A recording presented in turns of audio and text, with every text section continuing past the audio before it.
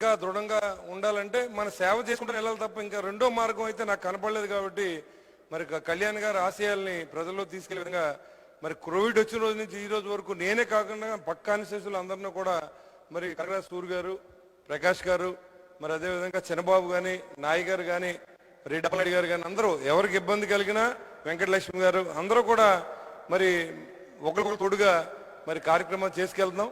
అయినప్పుడు కూడా వెస్ట్ గోదావరికి ఈస్ట్ గోదావరికి ఉన్న తేడా ఏంటంటే నిర్మాణాత్మకంగా ఈస్ట్ గోదావరిలో చాలా మంది మీరు కాన్స్టిట్యున్సీలో ఇన్ఛార్జీలు ఉన్నారు. వెస్ట్ గోదావరికి వచ్చేటప్పటికి నా పక్కన ఉన్న ఒక 3 కాన్స్టిట్యున్సీల్లో చూసుకుంటే నాకు 7-8 విలేజ్లకి నాకు రిప్రజెంటేషన్ కూడా దొరకట్లేదు సార్. బికాజ్ ఆఫ్ ఏంటంటే అక్కడున్న ఈ క్యాండిడేట్స్ ఎవరు కూడా అందుబాటులో రాకపోవడం, మన జన సైనికులందరూ కూడా నిర్వీర్యం చెందుతూ ఉన్నారు. మేము ఎలక్షన్లో కష్టపడడం, పోలీసులు ఇబ్బంది పెడుతూ ఉన్నారు, ఎవరూ పట్టించుకోవట్లేదు, మీరైనా పట్టించుకోండి అంటే చాలా చోట్ల తిరిగిన సందర్భాలు ఉన్నాయి. కాబట్టి మీ దయించి ఎంత వీలుంటే అంత ఉంగుటూరుకి, గోపాలపురానికి ఎవరో ఒకళ్ళని మీరు కమిటీ అయినండి, అట్లీస్ట్ మీరు ఇన్ఛార్జిని వేయకపోయినా సరే మీరు ఎవరినైతే ఇన్ఛార్జిని ఇచ్చారో నా పక్క వాళ్ళందరినీ కూడా ఒక ఆదేశాలు ఇవ్వాలి మీరు ఖచ్చితంగా. మన జనసేన పార్టీ కార్డును వాడుకుని రేపు ఎలక్షన్లో మనం ఇంకో చోట టికెట్ తెచ్చుకోవాలని ఆలోచన దయించి తీసేయవలసిందిగా నేను కోరుతా ఉన్నా. ఎవరేమనుకున్నా పర్వాలేదు, ఈ కార్డు ఎవరైతే తీసుకుంటారో ఆఖరి నిమిషం వరకు జనసేన, పవన్ కళ్యాణ్ గారు తప్ప రెండో ఆలోచన లేని వ్యక్తులు మాత్రమే ఈ జనసేన పార్టీలో కొనసాగాలని ఉద్దేశం తప్ప ఈ జనసేన పార్టీ ఇన్ఛార్జిగా ఉండి ఎక్కడో ఎదర పార్టీలో బేరం ఆడుకుని రేపు పొద్దున నేను కళ్యాణ్ గారు నన్ను బాగా చూస్తారు, మీరు ఏదైనా డబ్బులు ఇస్తే నేను వేరే చోట చేస్తాననే సందర్భాలు కనపడుతూ ఉన్నాయి. కాబట్టి దయించి ఆ కాన్స్టిట్యున్సీలో ఇన్ఛార్జిని తొలగించి మీకు నమ్మకం కమిటీల ద్వారా నడిపించవలసిందిగా మిమ్మల్ని చేతులెత్తి నమస్కారం పెడతా ఉన్నాం. ఎందుకంటే ఆ కాన్స్టిట్యున్సీలకు సంబంధించి నాకు 7 విలేజ్ల్లో నాకు రిప్రజెంటేషన్ కూడా దొరకట్లేదు అక్కడ.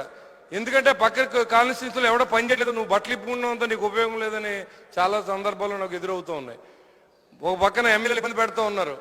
మన కార్యకర్తలు, మన కోసం పనిచేసిన కార్యకర్తలను, జన సైకిల్ని మనం కాపాడుకుంటూ పార్టీని పటిష్టం చేసుకోవాల్సిన అవసరాన్ని మన అందరూ గమనించి ఇవాళ ఆ రోజు మనం 2024లో ఎలక్షన్ అయితే 2023లో మనం వెళ్ళి బట్టలు ఇప్పేసుకుంటే మనకు ఓట్లు వేస్తారని చాలా మంది పొరపడుతూ ఉన్నారు.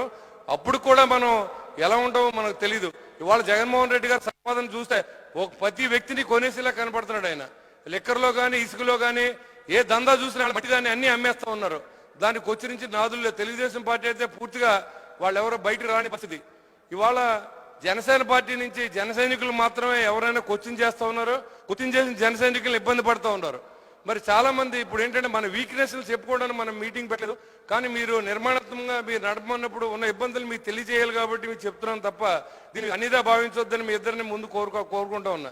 రెండో విషయం చూసుకుంటే పార్టీకి ఏ జీవో అయితే ఇప్పుడున్న గవర్నమెంట్ తప్పుడు జీవోలు రిలీజ్ చేసినప్పుడు మన పటిష్టమైనటువంటి జనసేన పార్టీ వాళ్ళు ఎవరు అనుకున్నా కాదనుకున్నా ఇవాళ మన ప్రతిపక్షంగా ఉండేది జనసేన పార్టీ ఒకటే అని మాత్రం నేను ఖచ్చితంగా చెప్పగలను. అలాంటి పార్టీ నుంచి రిప్రజెంటేషన్ లేకుండా పోతా ఉంది. పార్టీ ఆఫీసులో ఇక్కడ మరి పోతులు ఆయన ఒక్కనే మాట్లాడుతున్నారు తప్పితే ఇక్కడ పార్టీ ఆఫీసులో ఒక ప్రెస్ మీట్ పెట్టి జగన్మోహన్ రెడ్డి గారు చేసిన అన్యాయాలు ఉంటే ఖచ్చితంగా దాన్ని నిలబెట్టి అడగవలసిన అవసరం ఉంది. ఆ చేయనివ్వనుండే. రెండోది అదేవిధంగా వాళ్ళు చేసిన తప్పులుంటే, వాళ్ళు చేసిన మంచి పనులు ఉంటే దాన్ని కూడా పోగొడవలసిన అవసరం మన పార్టీకి ఉందని చెప్పి నేను అభిప్రాయపెడుతున్నాను అధ్యక్ష. మరి రెండోది చూసుకుంటే ఇవాళ మీరు చాలా అందరికీ చెప్తా ఉన్నారు. ఖచ్చితంగా మేము చెప్పింది కూడా తప్పుగా భావించకుండా ఇప్పుడు కళ్యాణ్ గారు ఇవాళ సినిమాలు చేస్తేనే మనకి పార్టీ క్రేజ్ ఉంటుంది తప్ప సినిమాలు చేయబోయినా ఎవరన్నా కానీ మీరేం పట్టించుకోవాల్సిన అవసరం లేదు. ఖచ్చితంగా పవన్ కళ్యాణ్ గారు సినిమాల్లో చేయాలి. దాని తోడుగా ఇక్కడ పార్టీలు ఇప్పుడు ఇవాళ జగన్మోహన్ రెడ్డి గారు ముఖ్యమంత్రి అయిన తర్వాత ఏ ఒక్క లైవ్ కార్యక్రమంలో పాల్గొనలేదు, ఓన్లీ రికార్డింగ్ కార్యక్రమాలలో మాత్రమే ఆయన పాల్గొన్నారు. అదేవిధంగా మా కళ్యాణ్ గారితో ఇప్పుడు శంఖంలో పోతే తీర్థం వద్దు కదా, బొలిసెట్ సీన్ చెప్తే ఎవరు ఏంటంటే కళ్యాణ్ గారు చెప్తేనే అది రాష్ట్రాలంతా చూస్తారు. కాబట్టి ఆయన ఒక వీడియో రిలీజ్ చేయవలసిందిగా నేను ఆయన పాదావందనం చేసి అడుగుతాం. ఎందుకంటే ఆయనే మాకు బలం, ఆయనే మాకు బలహీనత. మరి ఆ రెండింటిని మరి ఆయనే మాకు అడుగుతాం తప్ప ఇక్కడ మీరేమో ఎవరితో మాట్లాడొద్దు. ఒక మనిషి సాగుబోతులతో ఉంటే మన పార్టీ ఆఫీస్ ఫోన్ చేస్తే అసలు మాట్లాడరండి, అక్కడ మైకి పెట్టి వినిపిస్తూ ఉన్నాం. మనిషి హాస్పిటల్లో ఉన్నప్పుడు మాట్లాడే సమయం మీకు తెలియదా, ఆయన అసలు మాట్లాడరు అంటే అక్కడ మా పరిస్థితి ఏంటో కూడా మీరు అర్థం చేసుకోవాల్సిన కోరుతున్నా.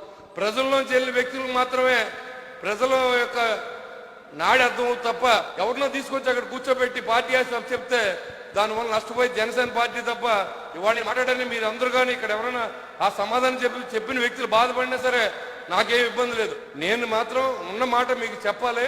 దాన్ని ఖచ్చితంగా మీరు ఇంప్లిమెంట్ చేయగలిగితే నేను చెప్పి మంచిది చేయండి, లేకపోతే శ్రీనివాస్ ఎలాగే మాట్లాడతాడు ఆవేశపడని వదిలేండి సార్. నన్ను తప్పుగా మాత్రం అనుకోకండి, ఎందుకంటే అలాంటి సందర్భం నాకు ఎదురేండి. ప్రతిదీ కళ్యాణ్ గారు అందరికీ సమాధానం చెప్పలేరు. ఆయన దయ వల్ల మేము బజార్లో తిరుగుతున్నాం. ఆయన చూసే మా వెనకాల జనం ఉంటారు తప్ప మా సొంత జనం ఎవరో కాదు. కానీ అయినప్పుడు కూడా ఆయన రక్షించవలసిన బాధ్యత, కార్యకర్తను రక్షించవలసిన బాధ్యత జనసేన పార్టీ ఇన్ఛార్జిగా ఉంటుంది. మమ్మల్ని రక్షించిన బాధ్యత మీ ఇద్దరి మీద ఉంటుందండి. మీ ఇద్దరుగానే పట్టించుకోకపోతే మా బతికి అదోగది పాలైపోతుంది. ఇవాళ ఆర్థికంగా నష్టపోయాం. కోవిడ్ టైంలో 40 లక్షల రూపాయలు అయింది సార్ ఇప్పటికి. అయినా సరే నేను ఈ రోజు వరకు కట్టి సర్వీస్లోనే ఉన్నా. నాతో పాటు చాలా మంది ఇన్ఛార్జీలు కూడా ఖర్చు పెడతా ఉన్నారు. డబ్బుల గురించి కాదు, కానీ మాకు కావాల్సింది మేము కష్టాల్లో ఉన్న సమయంలో ఓదార్పు కావాలని అడుగుతున్నాం తప్ప this is not demand, this is request. మన పార్టీ కోసం మిమ్మల్ని నేను డిమాండ్ అనుకోండి, రిక్వెస్ట్ అనుకోండి, ఏదైనా అనుకోండి, మా భవిష్యత్తును కూడా మీ దృష్టిలో పెట్టుకుని కాపాడవలసిందిగా మిమ్మల్ని అర్థిస్తా ఉన్నాం. చాలా మంది ఏంటంటే ఇక్కడ చెప్తే మళ్ళీ మీరందరూ ఫీల్ అవుతున్నారు, మనం మాట్లాడకూడదు అనుకునే తప్పు. ఏది చెప్పాలనుకున్నా అది మీకు చెప్పాలి, మీరు ఇంప్లిమెంట్ చేయండి, చేయకపోండి. ఖచ్చితంగా party office press note GO release అయిన వెంటనే మన పార్టీలో కొంతమందిని, మీరు ఇక్కడ విజయవాడ సంబంధించిన వ్యక్తులు కానీ లేకపోతే కృష్ణా జిల్లా దగ్గరలో గుంటూరులో ఉన్న వ్యక్తులు కానీ ఒక ప్రెస్ మీట్ పెట్టకపోతే మన పార్టీ నుంచి రిప్రజెంటేషన్ రావట్లేదు సార్. మీరు నోట్లు పంపుతున్నారు, ఆ నోట్లు మేము చూస్తాం కానీ బయట ఎవరు చూడలేదు. కాబట్టి ప్రెస్ నోట్ కంటే ప్రెస్ మీట్ ఇంపార్టెంట్ అని చెప్పి మీ అందరికీ నేను సవినయంగా మనం వివరించుకున్నాం తప్ప ఇదేమి గట్టిగా మాట్లాడదాం అన్నది మీరేమో అనుకోకుండా దయించి. మరి ఇంకా పార్టీని బలపరిచయం చేయాలంటే 1 సంవత్సరం పడదు సార్. మీరు ఈ లోపల ఏంటంటే చాలా జిల్లాల్లో మన పార్టీ కోసం నిస్వార్థంగా కష్టపడినటువంటి నాయకులు ఉన్నారు. మా ఇన్ఛార్జీలుగా మేమే పెద్ద గొప్పోళ్ళం కాదు. మాకు కూడా కొంతమంది నాయకుల్ని మీరు ఒక కమిటీ వేసి ప్రతి జిల్లాలో, మా జిల్లా కాదు, ఈస్ట్ గోదావరి చాలా వాళ్ళందరూ హ్యాపీగా ఉన్నారు, కానీ వెస్ట్ గోదావరిలో అది హ్యాపీగా నాకు కనపట్లేదు. కాబట్టి ఒక కమిటీని కూడా వేసి అందరినీ సమన్వయపరిచి ఒక ప్రెస్ మీట్లు చెబుతుంటే పార్టీకి బలం చేకూరుతున్న ఉద్దేశం. మీరు కమిటీలు వేయండి, వేయకపోయిన తర్వాత విషయం. మా లోకల్గా కూడా మీ కమిటీలు వేసుకున్న అధికారం అని కాదు, మేము నడుపుకుంటాకే మేము కమిటీలు వేసినా మీకు తప్పు పట్టవద్దు. ఎందుకంటే మేము నడుపుకోకపోతే రిప్రజెంటేషన్ లేకపోతే విలేజ్లో మనకి అన్నీ నేను చూసుకోలేను. కాబట్టి మా దగ్గర నాతో పాటు అందరూ కూడా పర్మిషన్ ఇవ్వాల్సిందిగా మిమ్మల్ని నేను కోరుతూ ఉన్నా. అది మేము తాత్కాలికమైన కమిటీలు తప్ప శాసనసభ నేను అడుగుతున్నా. మీరు కొన్ని రూల్స్తో కొన్ని నిబంధనలు మాకు పంపించారు, 12 మంది ఉండాలి, 14 మంది ఉండాలని. అసలు చాలా చోట్ల నలుగురిని కూడా వేయలేకపోతున్నాం సార్ చాలా ఊళ్ళో. మీకు కూడా ఆ విషయాలన్నీ తెలుసు. కాబట్టి చాలా మంది ఎమ్మెల్యేలు భీమవరం కాన్స్టిట్యున్సీ కానీ తాడేపూడి కాన్స్టిట్యున్సీ కానీ చాలా మంది ఎమ్మెల్యేలు ఎలా ఉన్నారంటే కత్తి పట్టుకుని వస్తున్నారు. జనసేన పార్టీ అంటే చాలు వాడు ఉండకూడదనే ఆలోచనలో ఉన్నారు. కానీ మా సాయి శక్తులు అక్కడ మీ దాకా తీసుకురాం, మేము పోరాటం చేస్తాం. కానీ అవసరం వచ్చినప్పుడు మాత్రం ఈ వాయిస్ మాత్రం వినిపించమని చెప్పి మేము ప్రాధాయపూర్వకంగా ప్రార్థిస్తూ ఉన్నాను సార్. ఇది నేను తప్పులు క్షమించండి, ఇది అడ్వైజ్ అనుకోండి లేదా అనుకోండి, కానీ ఇది పటిష్ట పార్టీకి ఇది మార్గం అని చెప్తున్న. పోలవరం ప్రాజెక్టు గురించి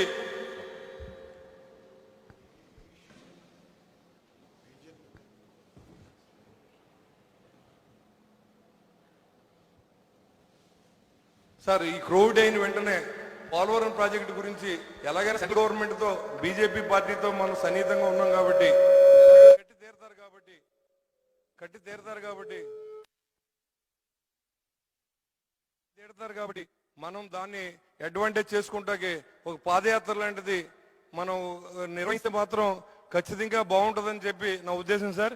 రెండోది 23 మంది ఎంపీలు 22 మంది ఎంపీ నెగ్గిన ఎంపీలందరూ కూడా ఏ ఒక్క రోడ్డు నేషనల్ హైవేస్ రోడ్లు కూడా బాగోలేదు. ఈ రోజు నేషనల్ హైవేస్ టోల్ ట్యాక్స్ ప్రతి పౌరుడు చెల్లిస్తా ఉన్నాడు. టోల్ ట్యాక్స్ వసూలు చేయాలంటే దానికి మినిమం కొన్ని రూల్స్ ఉన్నాయి సార్. గోతుల రోడ్డు టోల్ ట్యాక్స్ కట్టక్కర్లేదని నిబంధనలు ఉంది. కానీ ఇక్కడ గోతులు ఉన్నప్పుడు కూడా ఇవాళ రాజమండ్రి రివిజన్ చెత్త అయిపోయింది సార్. మొత్తం తాడేపూడి నుంచి రాజమండ్రి వెళ్ళాలంటే కనీసం 2.5 గంటలు పడుతుంది సార్. అన్ని గోతులు పడిపోయినాయి నేషనల్ హైవేస్. దాని మీద స్పందించవలసిన అవసరం ఉంది. కాబట్టి జనసేన పార్టీ తరఫున ఒక రికమెండేషన్ ప్రధానమంత్రి గారు మీరు పంపించినట్టు ఒక ప్రెస్ నోట్ కూడా రిలీజ్ చేస్తే మనకు మైలేజ్ వస్తుందని నా ఉద్దేశం సార్. అంతేకాకుండా రైతులకు సరైన టైంలో మరి కేంద్రాలు ఓపెన్ చేయట్లేదు. మిల్లర్స్ కొనుక్కున్న తర్వాత ఈ కేంద్రాలు ఓపెన్ చేయడం వల్ల ఆల్రెడీ పంటలు వచ్చేసినాయి సార్. ఇంకా ఈ సపోర్ట్ చేసే కేంద్రాలు మాత్రం ఇంకా ఓపెన్ అవ్వలేదు. కాబట్టి దాని మీద కూడా ఒక ప్రెస్ మీట్ జరగవలసిన అవసరం ఉంది. కాబట్టి ఆ ప్రెస్ మీట్ని మరి రేపు మీరిద్దరు ఇక్కడే ఉన్నారు కాబట్టి ఒక ప్రెస్ మీట్ని నిర్వహించవలసిందిగా మిమ్మల్ని కోరుతూ ఉన్నాను సార్. ఎక్కడైనా చిన్న లోటుపాట్లు ఉంటే జిల్లాలో మీరు చెప్పినట్టుగా చేయడానికి మీ బాటలో నడవడానికి మా ఏ రకమైన ఇబ్బంది లేదు. సభ్యత నమోదు కార్యక్రమంలో కూడా చాలా బాగా చేయాలనే ఆలోచనలో ఉన్నాం. తప్పకుండా మీరు ఇచ్చిన బాధ్యతలు నిర్వర్తించడానికి మా సాయి శక్తిలో కృషి చేస్తానని చెప్పి ప్రమాణం చేసి సెలవు తీసుకుంటాను సార్. జై హింద్. థ్యాంక్ యూ శ్రీనివాస్ గారు.